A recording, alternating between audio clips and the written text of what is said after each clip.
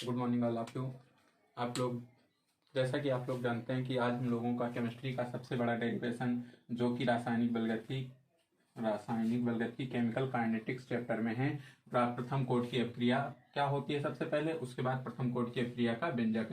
Chemistry का सबसे बड़ा यही टॉप डेरिवेशन पड़ेगा हम लोगों का, इसका व्यंजक फाइंड करना।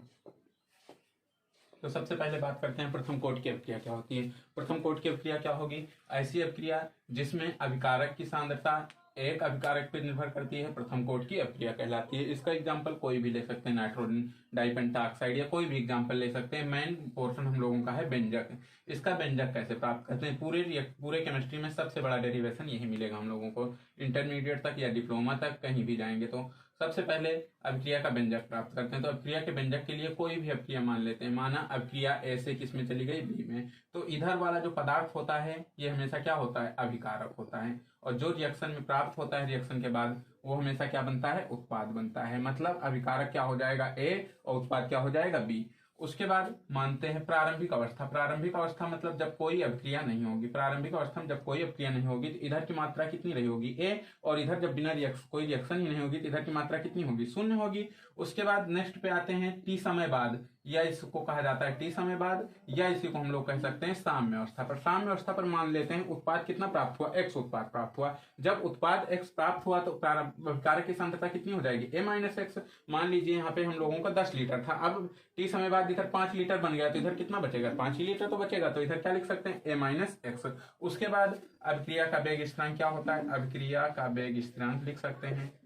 अभिक्रिया का वेग या अभिक्रिया की दर लिख लीजिए। अभिक्रिया का वेग या दर एक ही चीज है। अभिक्रिया का वेग या दर को किससे डिनोट करते हैं, dx अपान dt। तो dx अपान dt ये किसके समानुपाती होती है, अभिकारक की सांद्रता के। तो अभिकारक कितनी की सांद्रता टी समय बाद कितनी है, a माइनस एक्स। तो डायरेक्टली प्रोपोर्शनल किसके लिख सकते हैं, a माइनस एक्स के लिख दिए। या इसको लिख सकते हैं dx अपान dt रहेगा, सॉरी dx अपान क्या लिख सकते हैं, dt लिख सकते हैं। अब डायरेक्टली प्रोपोर्शनल की जगह यहाँ पे वेग स्थिरांक क्या जोड़ देंगे, k जोड़ देंगे। और यहाँ पे अभिकारक की सांद्रता, तो अभिकारक की सांद्रता कितनी लिख सकते हैं, a माइनस का x लिख सकते हैं। या इसको और आगे सॉल्व करेंगे हम लोग, और आगे जाते हैं लेकर, तो इसको क्या लिख सकते हैं, dx इधर रखेंगे, इसको इधर ट्रांसफर करेंगे। इधर करेंगे तो क्या लिख सकते हैं, a माइनस एक्स नीचे चला आएगा बराबर k, और dt इधर नीचे है तो कहाँ चला जाएगा, ऊपर k। उसके बाद फिर क्या लिख सकते हैं, k dt लिख सकते हैं। उसके बाद फिर दोनों पक्षों का कहां तक समाकलन कर देंगे, समाकलन करेंगे x से कहां तक, 0 तक। उसके बाद लिख दीजिए दोनों पक्षों का समाकलन करने पर, दोनों पक्षों का समाकलन करने पर, और लिमिट जान रहे हैं कहां से कहां तक, दोनों पक्षों का समाकलन कर देंगे x टू 0। तो ये क्या बन जाएगा, dx upon a minus x equal to समाकलन ऑफ x कितना लिख सकते हैं, 0, ओके, dt लिख सकते हैं। समाकलन में बाकी पोर्शन आप लोग पढ़ चुके हैं, या इसको डायरेक्ट ही बताया जाएगा। जैसे लाग बेस पर रहता है, जैसे 1 अपान एक्स रहता है तो इसका समाकलन क्या लिख सकते हैं, लाग एक्स में। तो यहाँ पे a माइनस एक्स के टर्म में है तो इसको डायरेक्ट हम लोग क्या लिख सकते हैं, माइनस का, एक्स की सांद्रता माइनस में है तो यहाँ पे क्या लिखेंगे, माइनस का।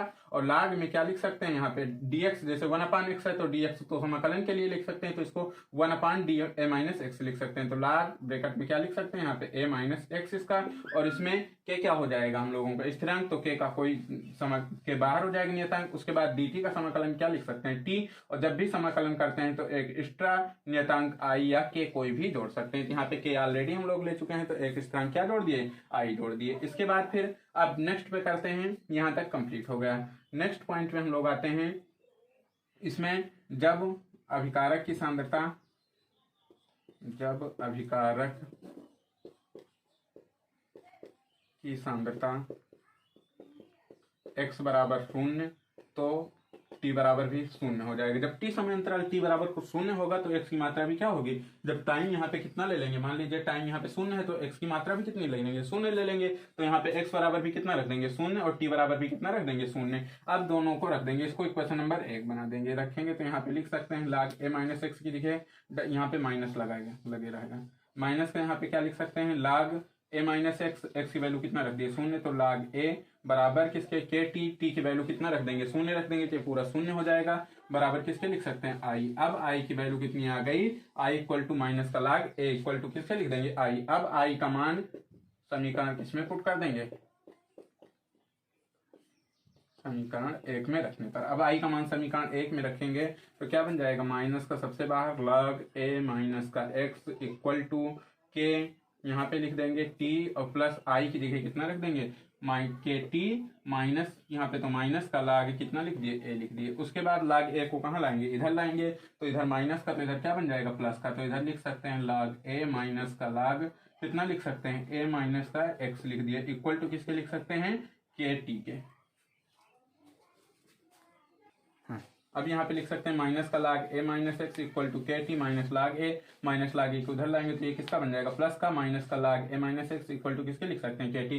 अब आप लोग 9th में भी पढ़ चुके हैं कि log में दो चीजें माइनस में रहती हैं तो किस में हो जाती हैं, भिन्न में हो जाती हैं, प्लस में रहती हैं तो किस में हो जाती हैं, गुणे में हो जाती हैं। तो इसको फाइनली हम लोग लिख सकते हैं log e बेस बन जाता है यहाँ पे, और पूरे का क्या लिख सकते हैं a अपान किसके लिख सकते हैं a minus x equal to किसके लिख सकते हैं के टी के लिख सकते हैं। या इसको अगले इससे पहले चैप्टर में आप लोग पढ़ चुके होंगे, नहीं पढ़े होंगे तो डायरेक्ट ही आप लोग इसको रटना पड़ेगा। रटेंगे क्या, log e बेस पर रहेगा a upon a minus x, या इसको रासायनिक इलेक्ट्रोकेमिस्ट्री वैद्युत रसायन में इस पोर्शन को पढ़ें, log e बेस पर a upon a minus x equal to 2.303, उसके बाद 2.303 माइनस एक्स, यहाँ पे लिख सकते हैं log 2.303 log 10 बेस पर a अपान कितना लिख सकते हैं a माइनस एक्स लिख देंगे। जब इसको किसमें करेंगे, log e बेस को log 10 बेस पर ले जाएंगे, क्योंकि जब log e बेस पर वैल्यू फाइंड करना मुश्किल होगा, log 10 बेस पर वैल्यू निकालना थोड़ा इजी होगा। उसके बाद अब इसी में वैल्यू रख देंगे, वैल्यू रखेंगे तो इधर इस पोर्शन को लिख सकते हैं के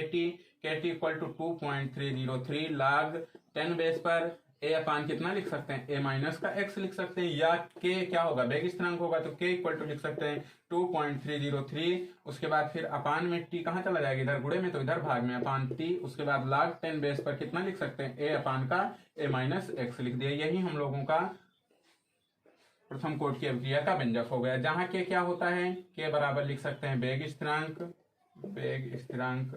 t, समय अंतराल या समय अंतराल, बाकी ये सब कांस्टेंट ही हैं। ए क्या होती है, प्रारंभिक सांद्रता, पहले ही बताया जा चुका है इसको, प्रारंभिक सांद्रता।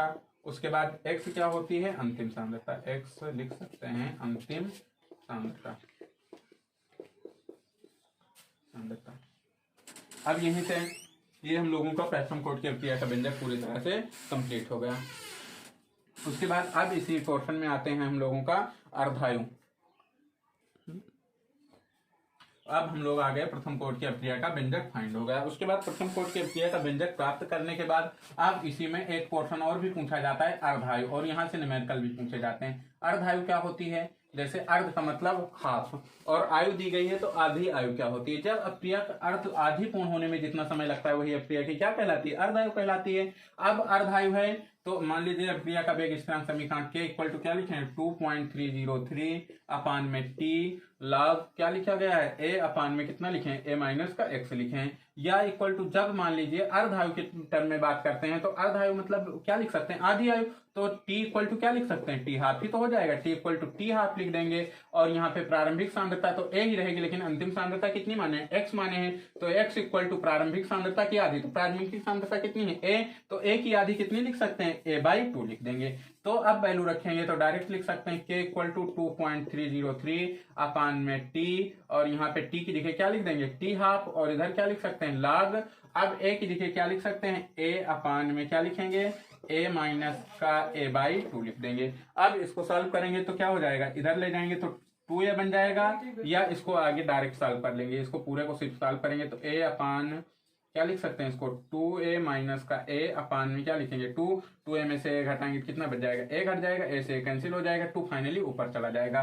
तो यहाँ पे इसको लिख सकते हैं k इक्वल टू 2.303 अपान में t हाफ लॉग कितना लिख सकते हैं, अब इसको फाइनली बन जाएगा log 2, या इसको और आगे सॉल्व करेंगे तो k इक्वल टू 2.303 अपान में t हाफ log 2 की वैल्यू कितनी होती है 0.30, 10 10 बेस रहेगा पूरी में 10 बेस, यहाँ पे 0.30 10 रख दिए। अब वैल्यू रख देंगे तो ये आ जाएगा 0.6932 अपान में टी हाफ के इक्वल टू, जहां के वेग स्थिरांक टी हाफ अर्ध आयु, या इसको दूसरे टर्म में ले जाना चाहें तो लिख सकते हैं टी हाफ इक्वल टू 0.6932 अपान के। यही हम लोगों का अर्धायु का समीकरण हो गया और ये प्रथम कोटि की अपक्रिया का व्यंजक हो गया।